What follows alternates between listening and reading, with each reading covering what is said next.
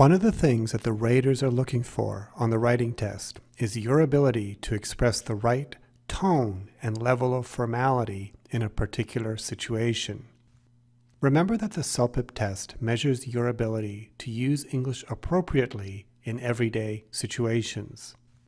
A big part of communicating effectively in daily situations is being able to select words and phrases that are not only grammatically correct, but that also suit the situation.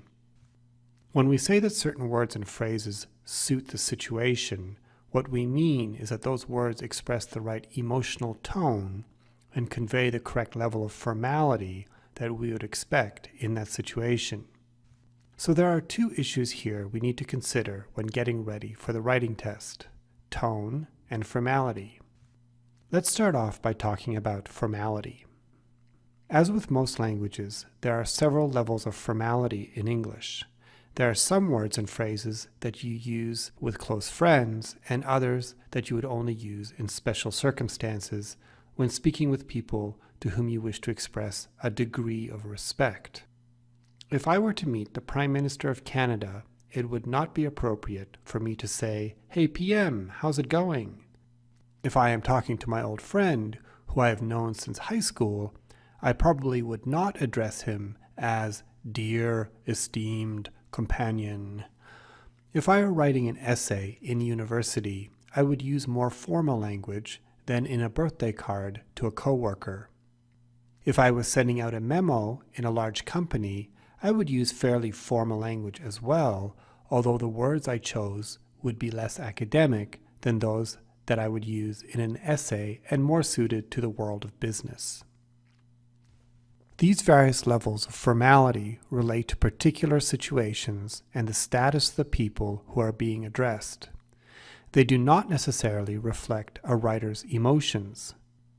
If I were to write a letter to a local politician complaining of high municipal taxes, and then another letter to a different politician in support of his plan to create more public parks, the emotions I express, that is, the tone of the letters, would be quite different, but I would probably use the same level of formality in both.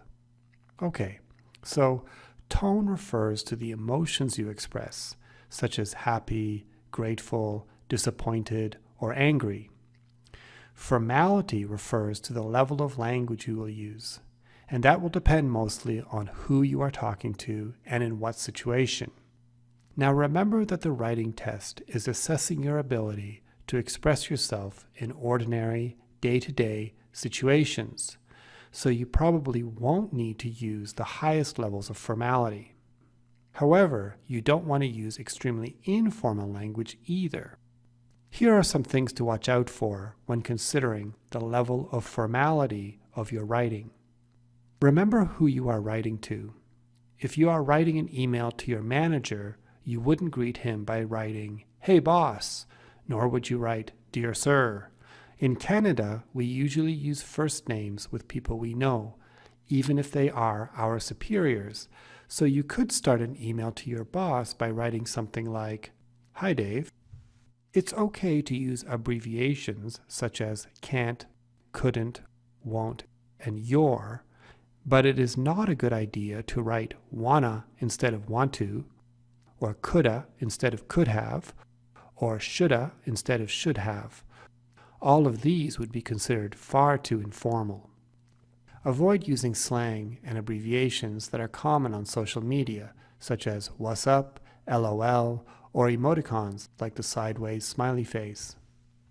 In general, test takers tend to make mistakes by using overly informal language rather than being too formal. However, it is important to note that you could lose points for being too formal if the words or phrases that you use do not suit the situation. If you were responding to a survey asking whether you thought dogs should be allowed on ferries, it would be strange to say something like, "It is a great honor to be able to state at this time, with the utmost sincerity, that I have always felt that people should be allowed to travel with their dogs." Instead, it would be far more appropriate in the context of a survey about something as ordinary as dogs on the ferry, to simply say, let me start off by saying that I've always thought that people should be allowed to travel with dogs. When it comes to tone, the key is to use language that conveys the emotions that would be considered appropriate for a particular situation. Now, whatever emotion you express, it is always a good idea to maintain a certain level of polite restraint. Avoid aggressive or insulting language, even when making a complaint. It is far better to maintain a certain level of politeness in your writing, even when expressing something negative. It would be better to say, I hope we are able to arrive at a resolution to this problem by the end of this week at the latest, without my having to take any further steps. Then, you'd better come up with a solution by the end of the week, or else I'm going to talk to your manager. Okay, so that's just a few examples of how the language you use in Task 1 and Task 2 of the writing test can affect the tone and level of formality of your response. The key thing to remember is simply that both tone and formality are aspects of your writing that the raters are looking at. So it's a good idea to ask yourself the following questions about your writing response. Does the level of formality expressed in my writing suit the situation? Have I used any slang or overly informal language in my writing? Have I used any words or phrases that may be too formal for the situation? And does my writing express the right emotional tone without being too extreme in any way?